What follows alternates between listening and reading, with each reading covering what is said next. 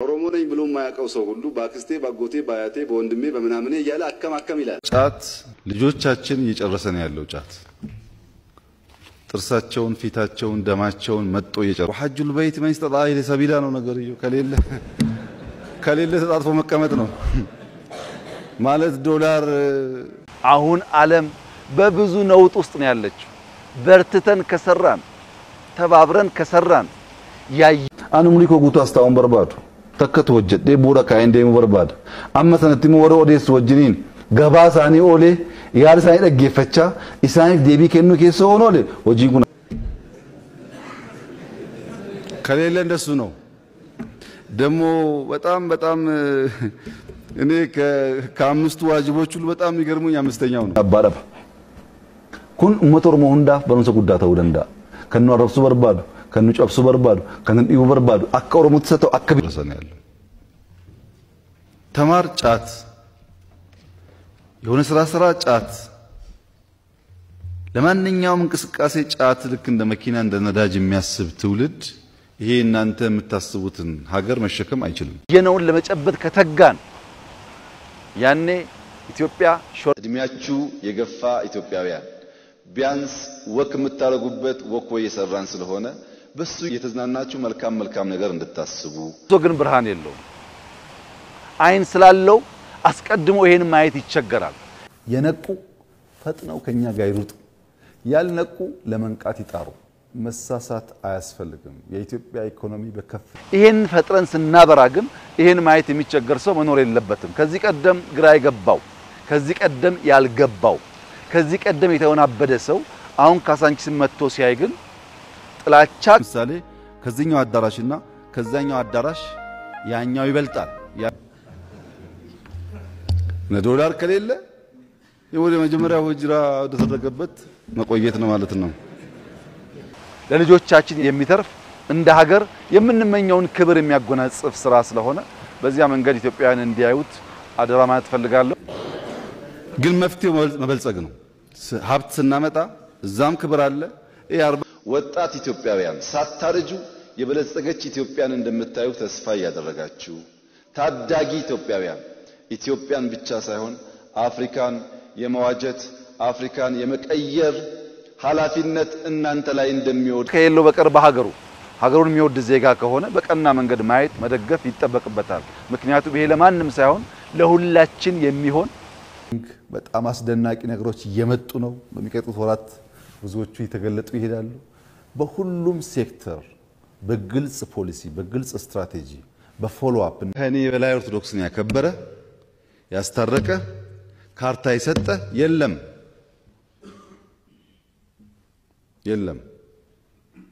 የኦርቶዶክስ አባቶች ብዙ ቀርቤ ለማገዝ ሞክሬያለሁ። ቃውቃችሁ እንድትዘጋጁ የኛ ትንሽ ነው የናንተ ብርቱ ነው።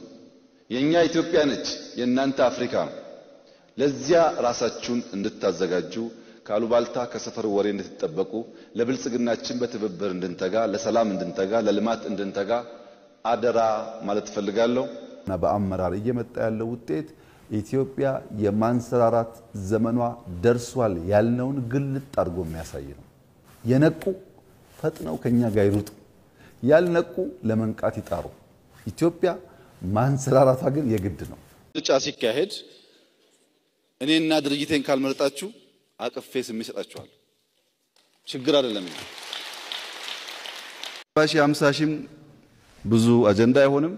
ዶላርም አጀንዳ እስከዛ ድረስ ትንሽ እንቸገራለን፣ ለመድኃኒት እንቸገራለን። አጀማመራችን አካሄዳችን አሰራራችን የሚያሳየው በዚያው መንገድ ነው። ትልቁን አልመን ከትንሹ ጀምረን ደግፈን መርተን ተቆጣጥረን ደክመን ውጤት እናመጣለን። እያመጣን ያለነው ዘንድሮ በእድገቱ በኤክስፖርቱ አምና ከነበረው በጣም ትልቅ ለውጥ ይጠበቃል።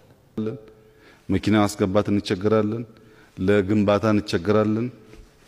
የዛ ችግር አካል ነው። ሙስሊም የኢትዮጵያን ችግር የሚጋራ ስለሆነ በዛ ቢወስተኛ ደረጃ እየተለወጠ ነው ያለው። በሚታወቁ ኢንዲኬተርስ ማየት ይቻላል። ጂዲፒው በ5 ዓመት ውስጥ ደብል አድርጓል። ይሄ የዓለም መለኪያ መንገድ ነው። የኢትዮጵያ ጂዲፒ ደብል ማድረጉ ብቻ ሳይሆን በኢስት አፍሪካ ሁለተኛ የነበረው ኢኮኖሚ በሰብሳራን ትልቁ ሶስተኛ ኢኮኖሚ ሆኗል። ሌላው ሰው በሐሳብ ልቆ ካሸነፈ ክላሽ አያስፈልገንም። ተቃቅፈን ተቀብሎ የጀመርነው ያስቀጥላል። እኛ ደግሞ ወይ እንታገላለን ወይ እናስተምራለን። ችግር የለውም።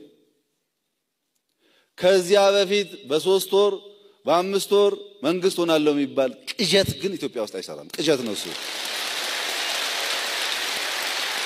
ጋር ተዋደው ተጋብተው የሚኖሩ አካል ናቸው። እነሱም መግደል ፕራይመሪሊ ኦሮሞ መግደል ነው።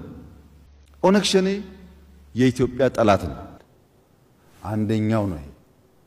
ሁለተኛ የኢትዮጵያ ኢኮኖሚ እነ ህዳሴን እነ ኮይሻን እነ ኮሪደርን ትላልቅ ፕሮጀክቶችና ስራዎች አንድም የውጭ ብድር ሳይቀበል በኮይሻም በህዳሴም እስከዛሬ $1 የለም።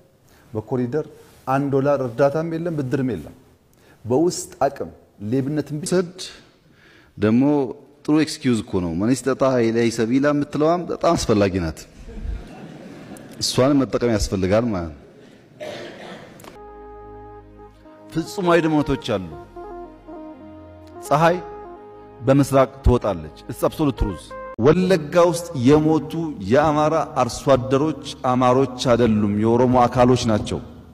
ኦሮሞን አምነውና ወደው ከኦሮሞ ህዝብ ብቻ በመቀነስ የሀገርን ሀብት መልሶ በማልማት እየመጣ ያለ ውጤት ነው። እርሻውን ማየት እንችላለን፣ ቱሪዝሙን ማየት እንችላለን፣ አይሲቲ ላይ መጣውን ቼንጅ ማየት እንችላለን፣ በኢንዱስትሪ መጣውን ቼንጅ ማየት እንችላለን። በማይኒንግ እውነት በፍጹማዊነት በአንጻራዊነት እና በተጨባጭ ትለካለች። የሚጨበጥ እውነት አለ፣ የሚነጻጸር እውነት አለ።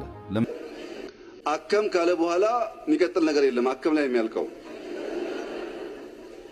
እንደዚህ አይነት በኒው ኖርማል ደግሞ የተወሰነ መታገስ ያስፈልጋል። ያው ሲተነፍስ ያው የቆየ ጴንጤ ሃሌሉያ እንደሚቀንሰው ሁሉ ይቀንሳል እንደሆነ ንጽጽር ነው እዚህ ውስጥ ያለው። እዚህ ቤት ውስጥ የብልጽግና ማዕከላዊ ኮሚቴ አባላት ስብሰባ እያደረጉ ነው ያለ እንደሆነ ይሄ የሚጨበጥ ነው የሚታይ ነው። ንጽጽር የለበት። እኛ ያለፍንበት መከራ የማይቀምሱ ልጆች ይፈጠራሉ። ለዚያ ግን መትጋት በእጅጉ ወሳኝ ነው። በቅርቡ እንዳልኩት ሁሉም ሰው አይን ተገጥሞለታል። ሁሉ